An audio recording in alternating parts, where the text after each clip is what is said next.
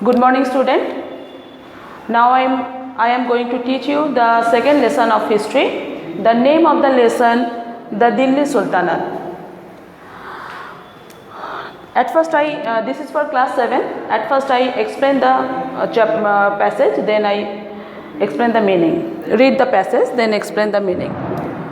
For more than 150 years after the raids of Mahmud of Ghazni, India did not face any major invasion.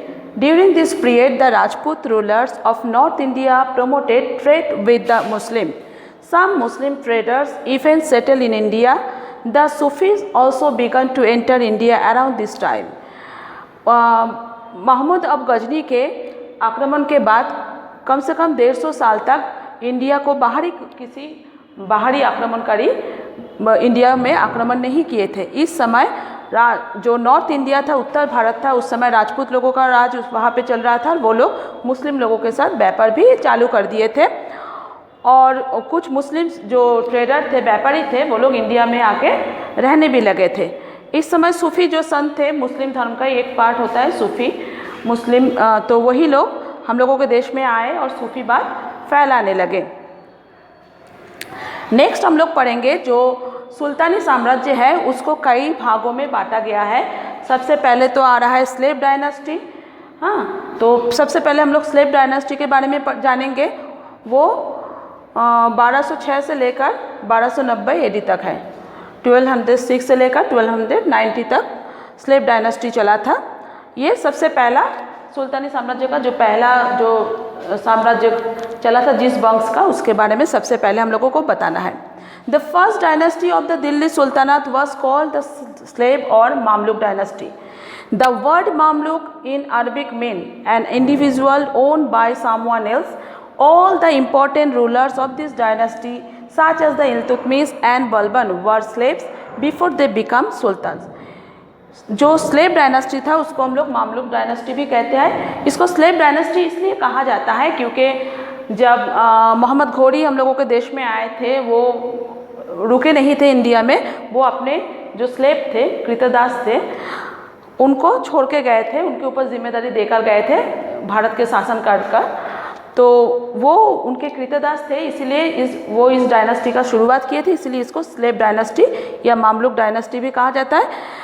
ये एक Arabic word है। इसका मतलब होता है कि कुछ किसी अपने को, मतलब व्यक्तिगत रूप से किसी को अपने किसी का मालिकाना लेना।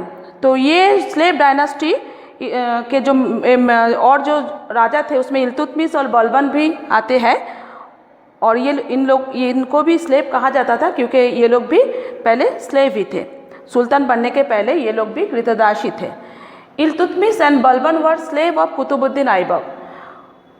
जैसे घोड़ी के स्लेव थे कुतुबुद्दीन ऐबक और उनके स्लेव इल्तुतमिश और बलबन थे। उस समय एक ये प्रथा था कि राजाओं के जो राजा लोग क्या करते थे, अपने अनुचर को स्लेव या कृतदास बना के रखते थे और उन्हीं से अपना सारा काम करवाते थे। और ये जो स्लेव होते थे ये इन लोगों के बहुत ज़्यादा करीबी होते थे और बहुत विश्वसनीय भी होते थे।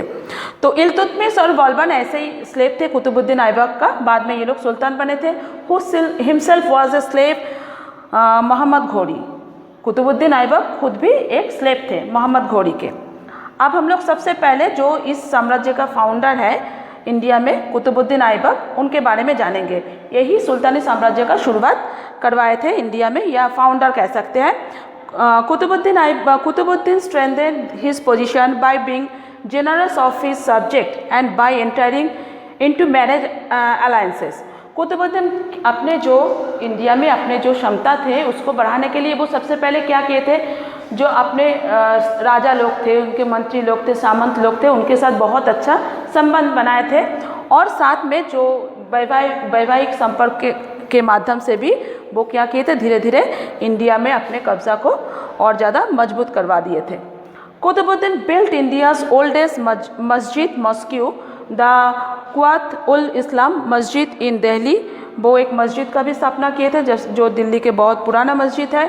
ए मस्जिद is a place of Islamic worship.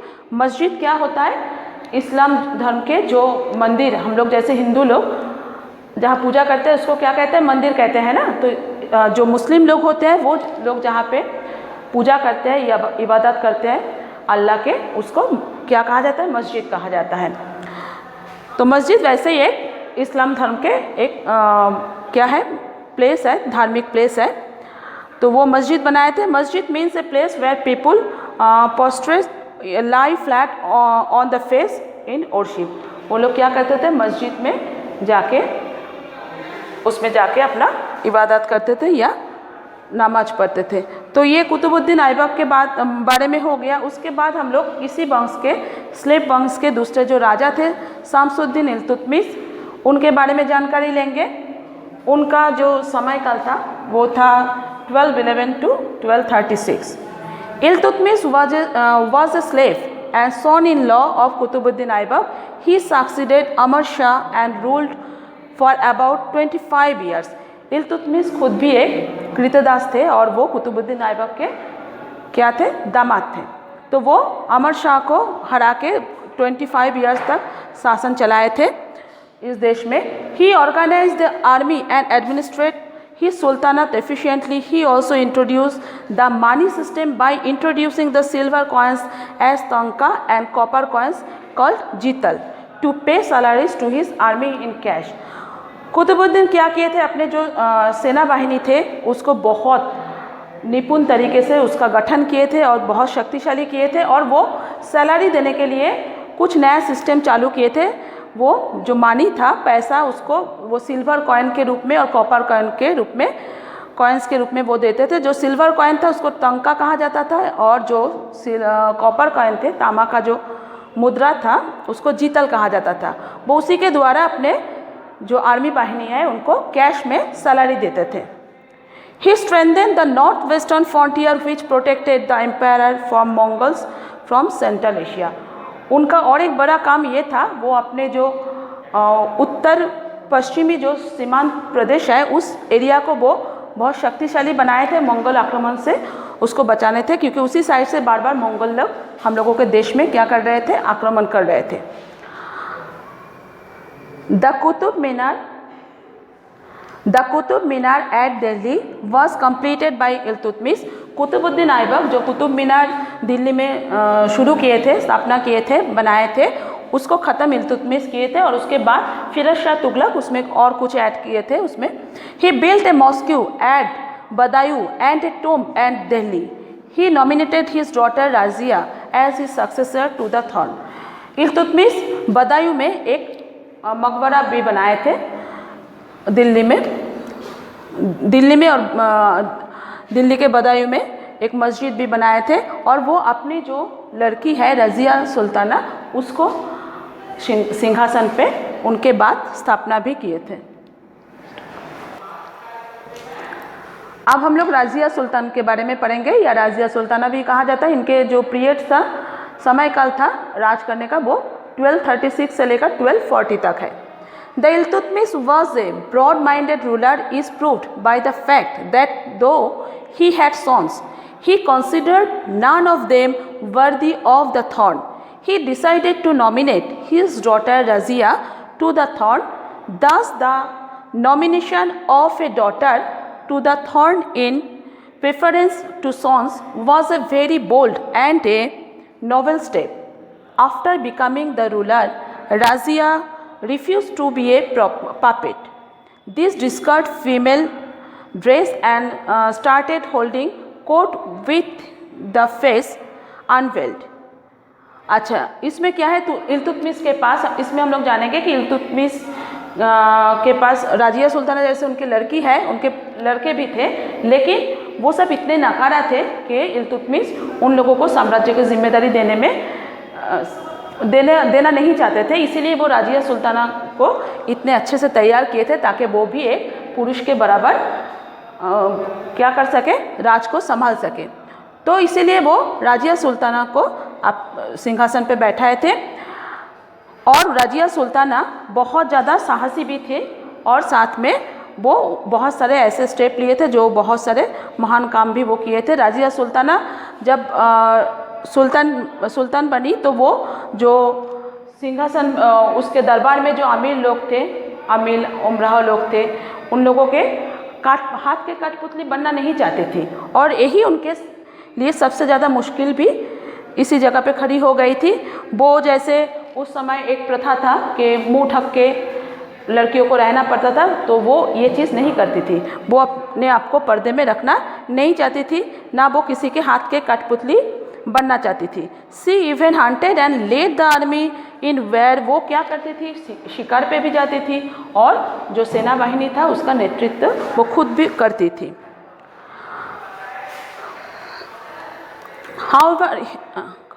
However, she faced a lot of opposition from the Turkish noble who did not approve of her independent ways।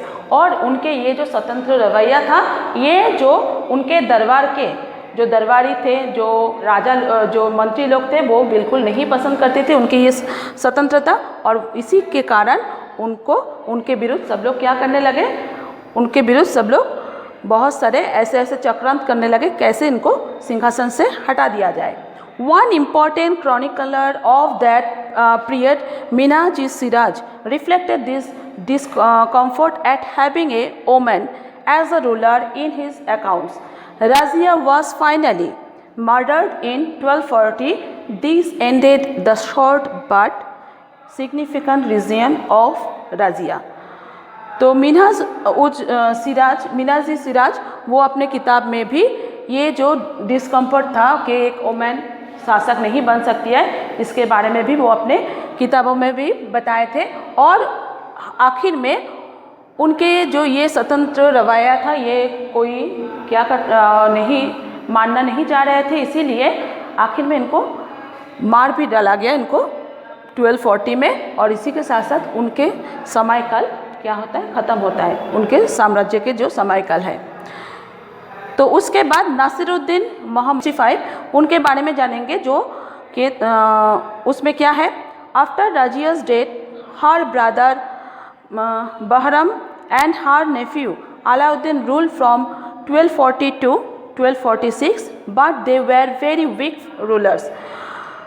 राजिया के मृत्यु के बाद उनके भाई और उनके भतीजे बहरम और अलाउद्दीन ये लोग सिंहासन पे राज किए और 1240 से लेकर 1246 तक वो लोग शासन किए थे, लेकिन वो दोनों बहुत ही कमज़ोर राजा थे। Nasiruddin Mohammad, the youngest son of the Iltutmish, access the throne in 1246। Nasiruddin Mohammad वो सबसे छोटे लड़के थे इल्तुतमिश के, वो 1246 में सिंहासन पे बैठे थे। He ruled for 19 years but he was a puppet in the hands of he senior minister Ghiyasuddin Balban.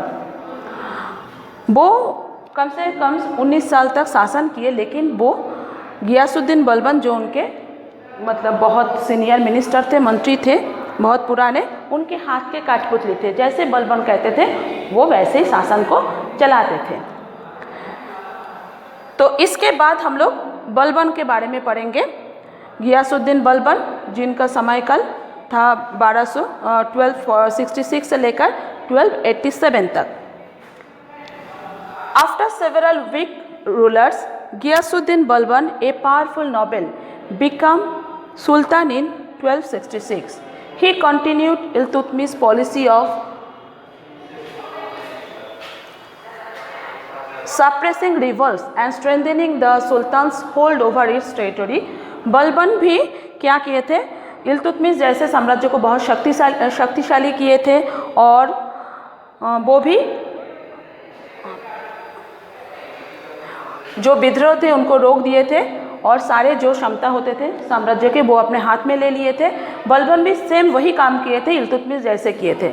Balban died in 1287। Balban 1287 में उनका डेथ हो गया। His grandson, the last ruler of the slave dynasty, was murdered in 1290। 1290 में बलबन के जो grandson थे, नाती थे, स्लेव डायनेस्टी के जो लास्ट शासक थे, उनको मार डाला गया, और उसी के साथ साथ स्लेव डायनेस्टी का खत्मा हो जाता है। उसके बाद शुरू होता है सुल्तानी साम्राज्य का ही दूसरे जो साम्राज्य है, खिलजी डायनेस्टी या खलजी डायनेस्टी, उसका शुरुआत होता है। खलजी डायनेस्टी 1290 से लेकर 1320 तक उसका समय काल है। इस पीरियड में खलजी साम्राज्य के जो राजा लोग थे वो लोग शासन किए थे। After the death of Balban there was confusion in Delhi for some time.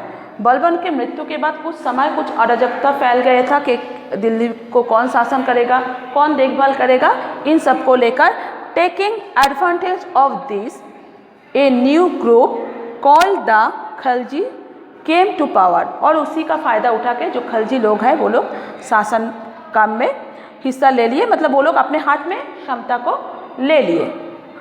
Jalaluddin Khalji was the founder of the Khalji dynasty. और खलजी डायनेस्टी का शुरुआत होता है, इस डायनेस्टी का, इस वंश का स्थापना कौन करते हैं? जलालुद्दीन खलजी। 1290 से लेकर 1320 तक इनके समयकाल है। ही ruled for a brief period for only 6 years। वो सिर्फ 6 साल के लिए लगभग वो अपने क्या किए थे, शासनकाल उनका था। उसके बाद जलालुद्दीन खलजी के कुछ काम है उसके बारे में इसमें दिया है। जलालुद्दीन खलजी 1290 से लेकर 1296 तक ये समयकाल उनका था शासन का। तो Jalaluddin Khalji was the founder ruler of Khalji dynasty in India. India में जो खलजी डायनेस्टी का स्थापना किए थे वो जलालुद्दीन खलजी थे।